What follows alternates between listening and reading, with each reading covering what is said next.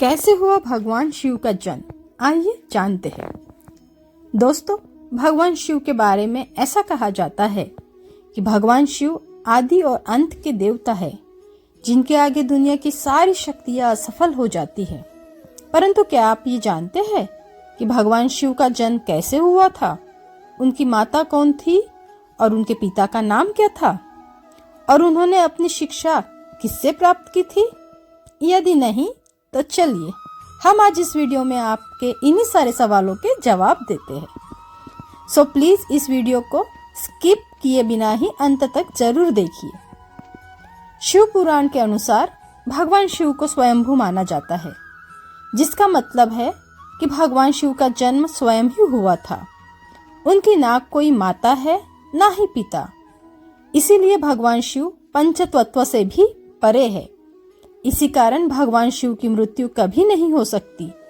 परंतु अब बात करते हैं विष्णु पुराण के तहत भगवान शिव से जुड़ी हुई एक और कहानी के बारे में। तो विष्णु पुराण में कहा गया है कि भगवान विष्णु के माथे से निकलने वाले तेज से भगवान शिव की उत्पत्ति हुई थी और उनके नाभि से निकले हुए तेज से कमल पर विराजमान ब्रह्मा जी का जन्म हुआ था। वहीं दूसरी ओर भगवान विष्णु के जन्म के बारे में शिव पुराण में कहा जाता है कि एक बार भगवान शिव कैलाश पर बैठे थे और अपने घुटने रगड़ रहे थे। रगड़ते वक्त जो मेल निकला उससे भगवान विष्णु की उत्पत्ति हुई थी। परंतु यदि ऐसा हुआ तो शिव पुराण और विष्णु पुराण एक दूसरे के एकदम विपरीत है। दोनों पुराणों के अलावा भी एक कथा में भगवान शिव के जन्म के कारण को बिल्कुल अलग बताया गया है, जिसे शायद हम सबने अपने बूढ़े बुजुर्गों से हमेशा ही सुना होगा, और यदि नहीं सुना है तो आइए आज मैं आपको बताती हूँ।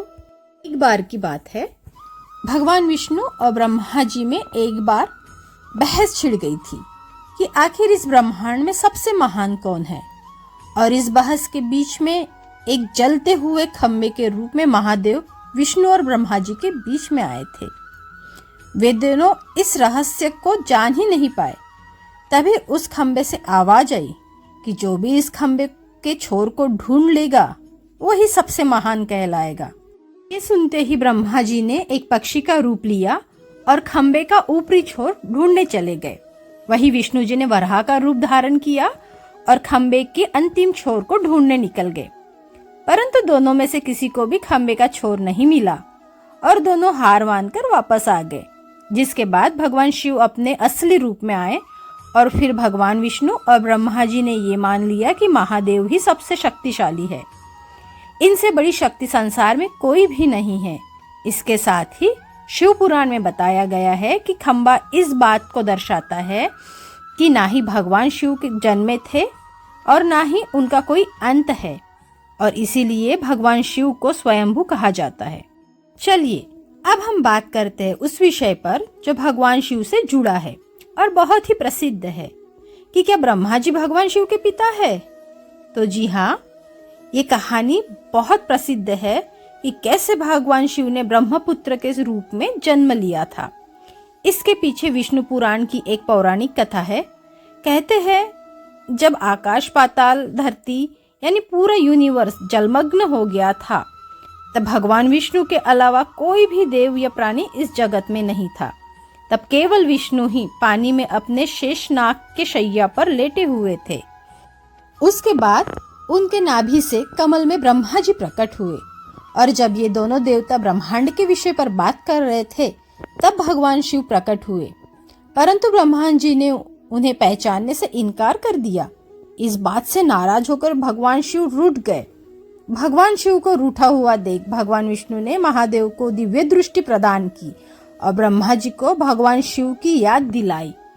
उसके बाद ब्रह्मा जी को अपनी गलती का एहसास हो गया और प्रायश्चित के तौर पर वे भगवान शिव को उनका पुत्र होकर पैदा होने का वरदान मांगते हैं, और भगवान शिव उन्हें ये आशीर्वाद दे भी देते हैं।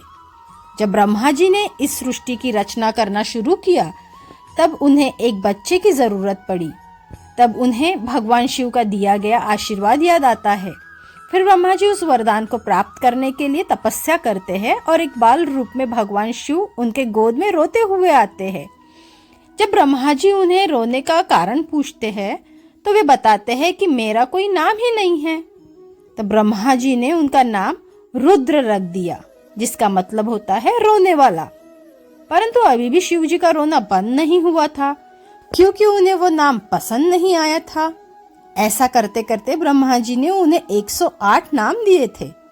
रुद्र, शर्व, भाव, उर्ग, भीम, पशुपति, ईशान और महादेव जैसे नाम थे और शिव पुराण के अनुसार उनके ये नाम पृथ्वी पर लिखे गए थे।